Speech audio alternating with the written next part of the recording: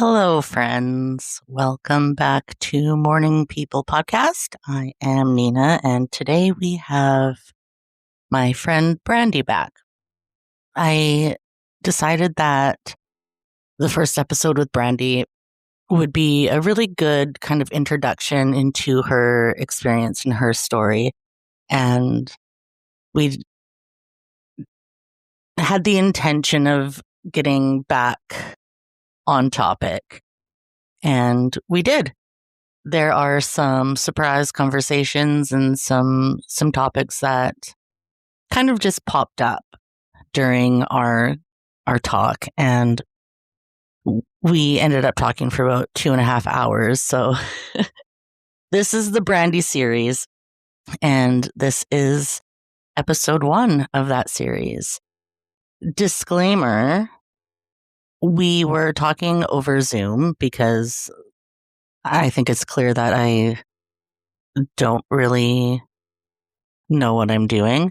I don't know if I should keep saying that, but whatever. And I was not paying for Zoom, so these conversations kind of just cut off when we run out of time, and then I would have to go back and start another meeting.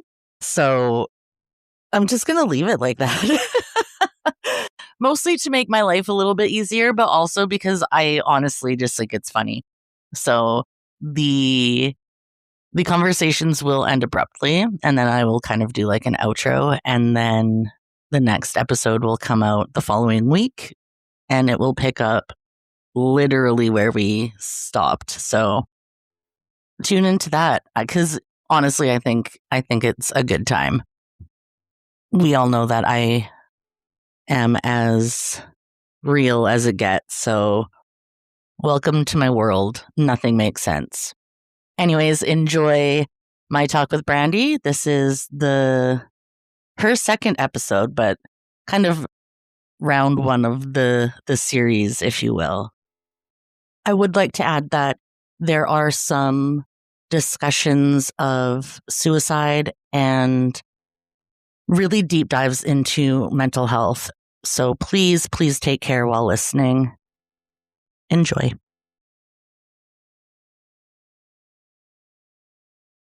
Here we go. There you go. That little female voice that tells you it started. Thank you. What would I do without you? God. He's just searching the thing. Yeah, I would be. Hi. Hi. How are you today? I'm okay. I rolled my ankle on Friday, so it's been swollen. Why did you do that? Well, walking. And my That'll do it. like, hey, this sidewalk is a little off. Let's just roll you and throw you on the ground. Oh, I'm sorry. That sucks. Yeah, it was okay. Like, it was pretty bad yesterday. Like, I have a cane because my other ankle has permanent damage. And so I had the cane, but today I'm able to walk without a cane, so that's good. Oh, good. I also have a cane. Well, nice. I don't use it often because I'm still really figuring out, like, is my comfort more important than my ego? You know? Fair enough. So yeah, it's very beautiful though. It's like gold and sparkly, and it's really nice. But I have a friend, Katie? Mhm. Anyway, was it a walker or was it a cane? I can't even remember now, but it was very pretty. She had made Yeah, it very pretty, yeah. yeah. I've been eyeing some rollators, and like What's that? it's like a walker, but like you can sit and Oh, okay. yeah. So I don't know. I think that would be probably more beneficial for me than a cane. That's 'Cause- yeah. All right. Let's. Do you want to get into it? Yeah, I made notes Did you? based Me on what too. you sent me. Oh, yay, we're organized today. We're not letting the ADHD run the show today. But you know what? I really liked I know I said this to you in private, but I liked how the last conversation we had was kind of the introduction to you and your story. So I Yeah. think that it kind of worked out well that we kind of just, I always want to say raw dog. We raw dogged it. And, That's a different way to look at it. Yeah? and I think now that we're regrouping and people know the background story, we can get into the nitty gritty, you There you know? go. So it's all for a good cause, I guess. The ADHD sometimes is a superpower. Sometimes they are all have benefits to them. I do know that I wanted to touch a little bit more. There were a couple things that you talked about in the last conversation we had, and you had mentioned that in the beginning of the process for you, you felt a lot of anger, and I wanted to kind of delve a little bit more into that and how you worked through it and things that worked for you to kind of reconcile with the anger a little bit. Yeah, so kind of at this stage in the grief world, I guess, it's much more mood and episode dependent. So before the anger, eventually I just had to get to the sadness underneath. Like there's what's that saying? The only way to the other side is through, or the only Yeah. way through is to go, whatever. So I eventually had to get sick enough of the anger to be willing to go into the sad. And that's a big thing in counseling and therapy. It's like change comes when not changing is worse. So that eventually got me into the sad and the hopeless and fun stuff like that. But I had more sad and anger before because it would shut down my life more. I'd have to stop working. I'd end up in the hospital. I'd have to go off meds and for 3 months be trying to find new meds and not eating and not sleeping, and it's really hard to get past anger when there's no movement forward with your own life. If you're constantly being stopped, it's like you make progress and then it's not one step back, it's like laying down. Yeah. It's like, I'm jogging, okay, now I'm laying down at the starting line and I wanna do this again. Absolutely. Yeah. But eventually, I got well enough that I can keep working, and it doesn't destroy me like it used to. So I think, 30 years later, just for everyone out there, 30 years is how long it takes. Some people take longer, you know. Some people don't take as long, but 30 30 That's years, fair. 30 years is a long time, that and is a very long time. it didn't take the full 30 years, but it took a long time. But it's acceptance with the side of knowledge that it's gonna suck again. Yeah, And the thing about bipolar, I'm looking at notes because I wrote notes. absolutely. Go for The it. I thing say about absolutely so much. I noticed that the last time. Continue. it's like your Yes, tagline. Absolutely. Um, absolutely. yeah. The thing about bipolar is that sometimes I can't trust my own mind, right? Mhm. So for what's real, and also my memory gets really bad when I'm in an episode. So sometimes when I'm in an episode or I'm going through a really unwell time, I can't remember that I've already accepted it. And so I go back to anger and sadness. And then generally someone may point out to me, "Hey, you have felt okay about this since then." And I'll be like, "No, I haven't." And then I'll be like, "Oh, you may be right about that." You need like a little like notebook I know, to check, like, I've accepted, already accepted. Yeah. but yeah, it comes and goes, and, like, bipolar gets worse over time generally. The more episodes you have, the more episodes you have. So it's you go into a deeper layer or a new layer, less depression and more hypo or more mixed, and then it's a whole thing again with getting through anger and sadness. So, it's not like, I lost my sister in 2015, and she was, like, 50, and she died within 6 months, I think, of finding out that she had cancer, and that grief was a lot more linear, actually, Mhm. than Yeah, this kinda grief. yeah. Well, I Because think, yeah. sorry not to No, it's interject, okay. but I think because it's when it's a death, especially when it's something like cancer, aggressive cancer and you know that person's outcome, right? And when they die, they die. Yeah. And when you struggle with chronic illness, every day is different. And sometimes you have really good days and sometimes you have really bad days. Sometimes you get a new symptom you've never had before. Sometimes you're, again, for me, I have a much stronger brain than I do body. Um, but sometimes it's like my emotions are suffering and now I'm depressed. So with death it's final. So Yeah. it can be more linear than waking up every morning and not knowing what to expect from your body and from your environment, right? Cuz I think a lot of people who don't have chronic illness don't understand that environmental factors come into play big time. And I don't mean just the weather. I mean like anything, a scent, something you see, right? There are so many things that are stacked up against you before you even open your eyes in the morning. Yeah. So Kind of. so it's almost like you get through one day and then the next day you like for me at least, I lay down and I'm like, what the fuck is in for me tomorrow, right? So every day you find these new challenges and it's almost like it adds another dimension to your grief because you're like, "Oh, I never even thought I would have to process this." How is this even a thing? Who Yeah, knew this would be a thing? yeah, yeah, and it's so funny because it really is sad when someone you love dies, right?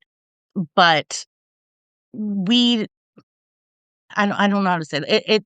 It's sad and you process that grief in a completely different way, right? And it's so it's just so different than processing your lived experience every day, It doesn't right? end.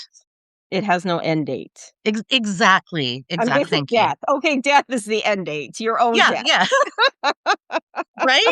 But Yeah. but that's so true because we never know what we're gonna be thrown, and sometimes the anticipation of it is the scariest part because you don't know what's going to happen today. Yeah.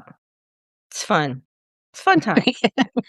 I love it. I do have another question as you were Yeah. speaking. Do you find that when you do have a good day or a better day than what is typical, the people around you, and I don't mean like the super close people, but they suddenly feel like you're cured or something? Do you ever get that? Because I get that a lot. Like if I have a good day, people are like, "Oh, you're better," and I'm like, "No, my baseline is a 6, you know? That's I'm a just pretty not good an 8 baseline. today." That's a pretty No, good. I meant for pain, like on the pain Yeah, but scale. just in general, like a sit anyway, so that caught my brain. Sorry. People now I'm really good at outward functioning. Mhm. So at work, I'm great. Like, I'm very productive, I'm very smart. I like, my job is technically admin, but I don't do admin. I create like, we're kind of rebuilding a nonprofit, so I'm creating hiring processes. I'm creating HR policies. I'm creating they want a system for accepting donations and pay parking, and I'm figuring out how to do that through Square and QR codes. I was creating a marketing plan. So I show up to work really well. So unless you're in my life, you aren't really gonna see it. Yeah, I think a lot of people with chronic illness can relate to that. Like we are professional maskers, Yeah, right? We yeah, we don't let it consume us until we're in kind of a safe space. Do you know what I yeah. mean? We Or just we pretend crash. we're okay. Yeah, yeah. And it's like, "I'm Crashing gonna tell crashing you, at work dude." is tough. I've been there. It's like, "Yeah, there's nothing left. Yeah, I'm leaving. Goodbye. I'll be in the hospital. Yeah. I'll catch you later." I remember once I was on IV drip in the hospital. I had Campylobacter, which is a type of Ooh, like it's like food poisoning, but I got it from working with children, and I had a really aggressive case of Campylobacter, and I was this is a friend of mine too, but she is like the supervisor of the daycare, and she's like, "Will you be in tomorrow?" No, they squeezed an IV into my body today. I will not be in tomorrow. Story for your luck, I'm in the hospital. Yes. Oh, man. Quick story about that. So, when I was in my early 20s, I was going to school and working at, oh, it's a breakfast place. I can't remember. Anyway, I had phoned in, and this was before my first hospitalization. And I'd phoned her and I was falling apart. And I was like, my manager at the time, and this was, like, on maybe a Thursday or Friday, and I was crying, and I was like, "I can't come to work, I'm going in the hospital." And she's like, "But who's gonna fill the Sunday shift?" And it's like, "Fuck, I don't care who fills the Sunday shift. I'm about to do something terrifying. Fuck you." Right?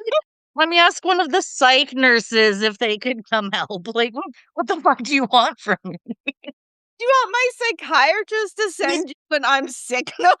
Right? And that's one thing, and I have mentioned it on an earlier episode. Like, yes, I'm sick and I cannot function right now, and my body won't allow me to move. I'm so sorry for you. Yeah, Right? yeah, What an yeah, inconvenience for you. yeah, definitely. Fuck. It really kind of blows my mind, like just how much people expect from you and how much, and I really try not to link everything to capitalism, but it's like we're so conditioned to be productive, and like this is Yeah. this is what success looks like, and this is what productivity looks like, and people that live outside of chronic illness are so focused on those things that it's almost like they can't comprehend how a body can just stop, Yeah. and it's like, okay, yeah, you can go to work with a cold, that's great. I have to like pep talk myself to take a fucking shower twice a week, you Yeah, know? yeah, Not through any fault of my own, just because I don't have the energy to give a shit, you yeah. know? Ugh. So with with the stages, and I'd like to make it perfectly clear that when I say the stages, I don't mean like the stages of grief. And also, I don't know if a lot of people know this, but like the stages of grief, like the typical stages of grief that we hear about are completely convoluted from like what they were actually supposed to Oh. be.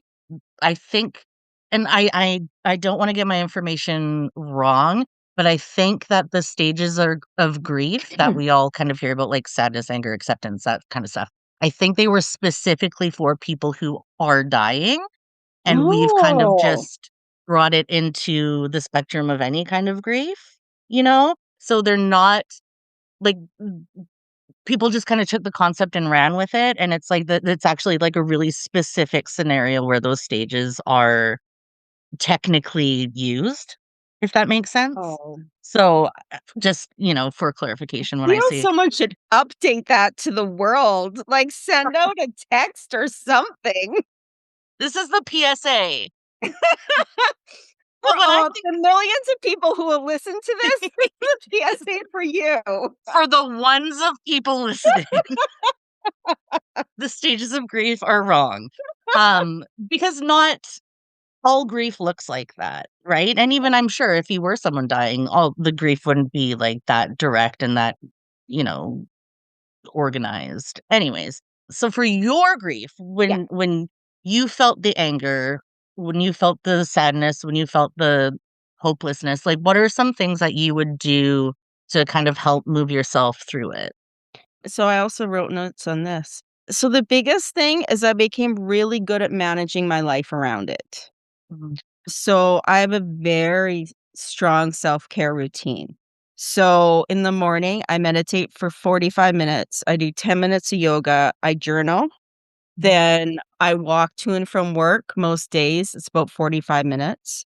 And then me and my partner send each other short journal entries each day. Just a Oh, connection, learning, understanding. yeah. So I do that one, and then at night, I do a gratitude journal, I do more yoga, and I've done a ton of therapy. So I'm pretty good at separating thoughts and feelings. Writing was huge for me for a while. Like if I felt something, I needed to write it. It needed to get out of me. It's not that big of a deal anymore. But most of this is embodied now Mhm, after so many years. So at some point, just like the illness becomes part of who you are, so does the healing. mhm, mhm, It's mhm. just, I don't have to think about it as much. It's just part of who I am. That's another one. You got me again.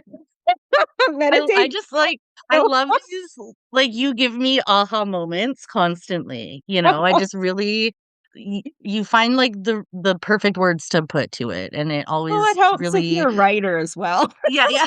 You know the It word. always resonates so deeply in me, you know? I struggle with that. I struggle with self-care, like, I'm still very much stuck in survival mode. I mean, like, I just got a diagnosis 2 Yeah. weeks ago, one of, I'm sure, many to come, but, yeah, I'm still very much like, "Just ignore it." Move through it, and I think we talked a little bit last time, like, I've been kind of doing, like, affirmations and stuff my whole life, trying to convince my body it doesn't feel the pain that it's feel, and I think that I do a lot of work on myself, but as far as, like, the self-care aspect, I lack that. And again, I think the ADHD kinda plays into it, like, I'm not gonna fucking journal every day. You can't have 18 journals that have 1 entry each, you know? That's not gonna happen. And I know that about me, but I also know that laying in bed and zoning out and watching cartoons helps me. Do you know what? That's my Yeah. journaling, right? Yeah. So, I think that we get so like, wrapped up in these really holistic, nurturing rituals that people do, and we feel like our rituals have to be exactly the same, and I'm not saying that yoga and affirmations and stuff like that don't work. I'm just saying that for people who struggle with maybe some ADHD, you have to find what works for you, and you have to Yeah. be okay that it doesn't look the same as everybody else's. Do you know what I Yeah. mean? Like, I'm sure that a sleep specialist would be like, "Oh my god, you watch cartoons before bed, you're never gonna heal," you know? And I'm like, "Oh my gosh, maybe I need a Bob's Burgers It's journal." like the end goal that would just go away. It's just what works for me, and then I'm like, "Oh my god, I'm tired," because I need something to visually distract my brain, you Yeah. know? So, I don't know. A big thing with bipolar is structure. Mhm. So that's why doing those things each day, and I make a checklist of them each day, even though I've done them for Wow, years, is that's because amazing. structure is so important. Mhm, Structure mhm. when you sleep, structure when you eat, just doing the same things, keeping your environment low stimulation, like all these things need to stay the same for you to not cycle too hard. Wow. That's really that's some dedication to, like, yourself. Yeah, and it's not like as soon as 5, so I got diagnosed at 15. So not like it's not like at 20 I was doing all this, right? 5 years Mhm. in. I probably started doing a lot of the meditation 30ish, Yeah. mid-20s to 30ish is when I started doing a lot of it and found Mhm, some stuff that worked for me, mhm. but not 5 years in. I was Yeah. still trying to just be like, "How do I live?" Mhm, mhm, mhm. I do really appreciate meditation, though, because I find for me, when I meditate, I find it so much easier to navigate the day Mhm. because you just get so used to taking a deep breath and being like, "I have no control over this. I'm not gonna spiral," you know? So I like that aspect of it. Like, it's the more you practice, the more you can carry those coping skills Yeah. throughout your life. So I like that part. I'm trying to teach my son, like, the art of not catastrophizing and taking a deep breath and looking at the facts, and he's almost 17, so it's not going well, but There's tons of adults who don't do it well either. yeah. Like, the lack of self-regulation in the world is mind-blowing. Yeah. Like me, like my partner, we're both quite self-aware and quite sensitive. And so we find we're often managing our managers. We're Mhm. often managing our parents. We're managing the people around us who can't self-regulate because it's like, Yep. you're making this my problem. I can't take this on. So the only thing I can do is manage you, even if you don't know I'm managing you. Yes, yes, yes. I feel that big time, and I'm not gonna name names, but No, you don't need to name names. But just people Woo! in your life, right? And Yeah. it's not like it's not like these people are generally it's not coming from a mean-spirited place or a bad space. It's Mhm. just like they didn't learn the Learn it. skills, Yeah. and because life is so stressful and there's so much going on in the world right now, there's no space for them to learn the skills. So Mhm. they're just trying to literally get through the day without, killing someone. Absolutely. Yeah, yeah, yeah. Sometimes though, like, I don't know if this is just me because I have nervous system dysregulation problems.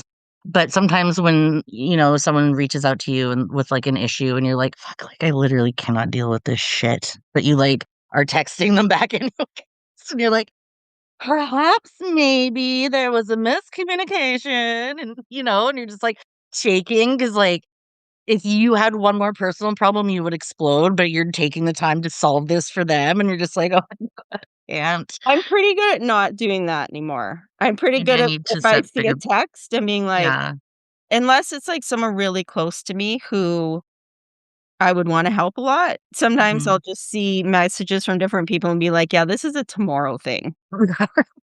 Do not disturb. That's right.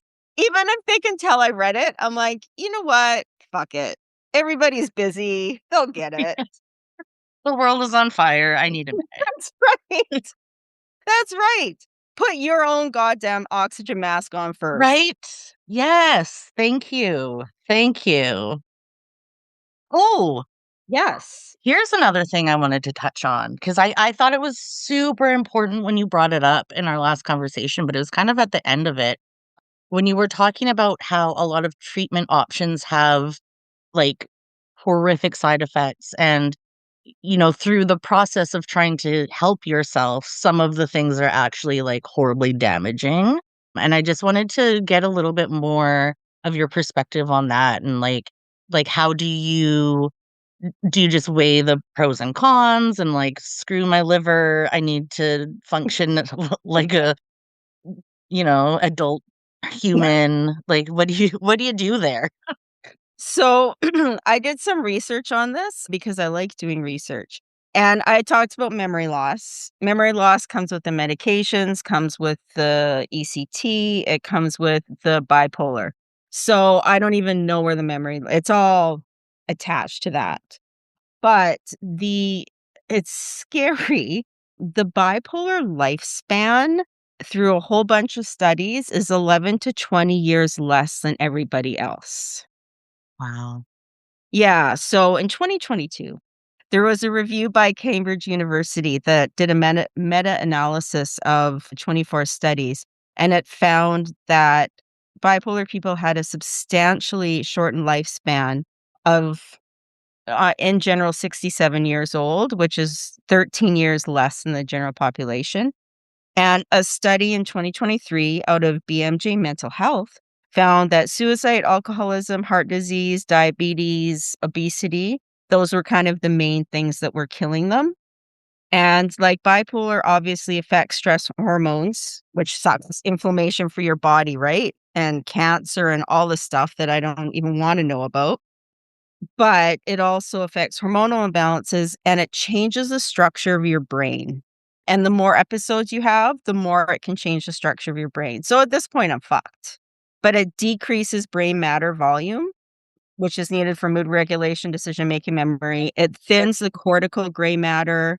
It shrinks the hippocampus. Like it sucks. So Yeah. that's that part of it. That's the actual bipolar part itself. But one of the medications I'm taking is a second generation antipsychotic called Seroquel. And Seroquel, well, most of the second generation antipsychotics are linked to metabolic syndrome which is a group of conditions that increases the chance of coronary heart disease, diabetes, and stroke. And those are the things that kill you, right? That's Yeah. besides suicide and alcohol and drug addiction, that's what's Hmm. killing people with bipolar. Hmm. And Seroquel elevates your blood sugar levels. Okay. And I take it at night, and so you're, like, dopey and you're craving sugar, so you just eat the sugar. So I eat Okay. way more sugar than I should, Yeah. and I'm just not good with my food. So Seroquel is bad, and lametrigine, In I would conclusion, yeah, conclusion, Seroquel sucks, but I would not stop it because it makes me sleep for one thing, and okay. it decreases my psychosis. Okay. And then the other drug is lametrigine, and rarely it can cause something called Stevens-Johnson syndrome, which is a severe skin rash that can kill you. And Pardon then me? it's called Stevens-Johnson syndrome, and it can create a severe skin rash that affects a whole bunch of your organs, and it kills you. So when you start taking it, you have to take it at a very small dosage Holy fuck. and really watch it. No kidding. That's terrifying. It's very rare, right? But Okay, but there's it is terrifying. yeah, it's not fabulous. That's one of the scariest things I've ever heard. It's funny. That's funny, but that's funny to me because this all just seems like, yeah, it's just part of the situation. Yeah, but that's like Fine. I mean, I didn't even know that was a thing, right? So Yeah. hearing that is shocking. Well, here's some information. And then the last thing is tardive dyskin dyskinesia? So what it is, it's involuntary tremors, and they can become Okay. really bad, like your jaw. Like, sometimes if you see people kinda with their tongue hanging out and their Mhm. jaw, like, they can't there's just constant movement. It's Yeah. sometimes caused from second generation antipsychotics like Seroquel and Wellbutrin, and you have to catch it right away because it can be irreversible. Wow. That's like heavy shit. When you read the things, it's ridiculous, right? Any side effects for any drugs. Yeah. It's like huge side effects for like antidepressants and mood stabilizers is suicidal thoughts. And it's like, how can this be a side effect? Yeah. When this is what you're taking it for. Like, something isn't working in the system if that's the Right? Right? possible. It would be like, taking Advil and it's like may cause horrific pain in your muscles. Yes. And then What? people will be like, "Okay," but because so many of the drugs have this, we're all just like, "Okay, like, Mhm. cool." Yep. So it's like paranoia and gambling or deadly skin rash. Right, one or the other, one or the other. Wow. That's So for the insane. best. Yes, I would be I have, like, hypersensitive skin, and I get hives just from my hair on my skin or my clothes on my skin. Well, you should probably not try this drug. Be so scared all of the time. Well, it would show up pretty fast. So if you're not dead within, a week or 2, you're probably good. Oh, that's so scary. When you first started, or is it like, they should be doing these trials for patients that are trying this new med in a hospital for, like, Like, I'm sure 3 at one weeks. point it was. Yeah. I'm sure at one point it was, and it's that one specifically is very rare. The metabolic syndrome is actually the more worrisome one over a lifetime. Mhm. Yeah. Yeah. 'Cause, I mean, if it doesn't take you out from a skin rash, it's gonna give you, like, 4 more chronic Yeah. diseases that inevitably kill you. Yeah, you're gonna have heart disease, you're gonna have lung disease, you're gonna have high cholesterol, diabetes, like, all the stuff. And they just shovel more pills down your throat. Yeah, Great. yeah, but I'm almost positive. without all these pills, I would have died a long time ago. Yeah. So it's making my life longer, even if it's like I have no notion that I'm gonna live to 90. Like, I Mhm. just do not have that notion at all. Yeah. I'm like, if I live to 75, fucking cool. Like, that's my goal is 75. Yeah. Yeah. That's a pretty good goal. I think so. I I think think you so. can have a really meaningful life in Yeah, 75 years. I'm hoping so. Some days I'm in so much pain, I'm like, I want to die tomorrow." Yeah. Please. So, something interesting about that the thing about suicide, talking about lighter things, is that for me, and I think for a lot of people, suicide itself is not "I want to die." It's "I don't wanna live." Yeah. Those are 2 totally different things. Mhm. It's not "I want to leave you, I want to leave my family, I want to leave this earth." It's, "If I have to wake up tomorrow and feel this awfulness, I'm going to explode." So Mhm. something needs to end, either the awfulness or my life. Yeah. Yeah. Yeah. I had a follow-up appointment with the GP at the end of last week, and I was saying, like, I really, really hope that he gives me some sort of prescription or something just to take the edge off a little Yeah. bit. It's basically all being put in the hands of the pain specialist that I'm going to eventually be seeing. So I still have to just live in the pain and not sleep ever until further notice when I get to see a specialist. And I was just like, because with whatever it is, I'm calling it fibromyalgia for now because that's the closest I have to what it is. I basically, it's like you have a nervous system issue. So because it's like your nerves, Advil doesn't help and Tylenol doesn't help, and I, like, slather myself in Voltaren every day, and nothing nothing works. So it's specific medicine that they give you to target, like, either, like, the receptors in your brain, like, a lot of antidepressants are in, like, treatments for fibromyalgia. I am on Effexor, which is for chronic pain, but it also ticks a lot of my other boxes, and that clearly does nothing, but they use I can't remember the name of it, but they use it in people who are detoxing and going through withdrawal, like opioid withdrawal and, like, alcohol withdrawal, and like I said, I can't remember the name of it, but it kinda, like, tricks your brain into feeling good. So you Yeah. just don't feel all the shitty parts of life, and with, like, outside of addiction, it's, like, super, super low dose to start. So I was just, like, hoping I would get something to just turn the burning down a couple notches, and Yeah.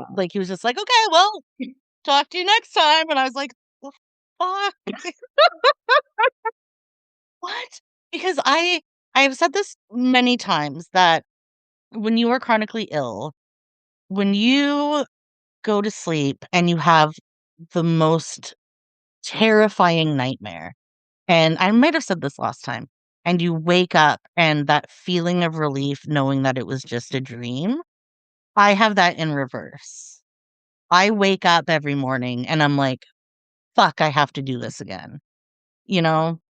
This is my nightmare. Living is my nightmare because at any given time, I am in excruciating pain. Like, it does not stop, you know? And I think that like, to just be like, "Oh, well, you're just gonna have to wait longer," and you're like, "Okay, thanks." So, yeah, it's not, I want to die, it's I just don't wanna live, Yeah. right? Yeah. It's crazy. Mhm.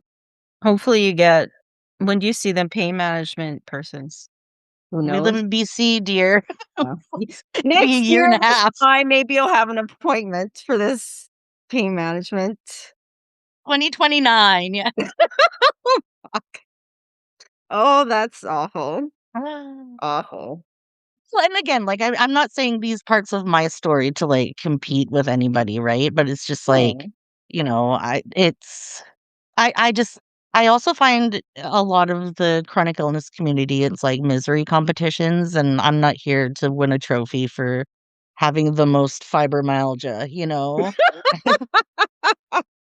I You know, have just level 5. so that was round 1 of Brandy's second time on the podcast.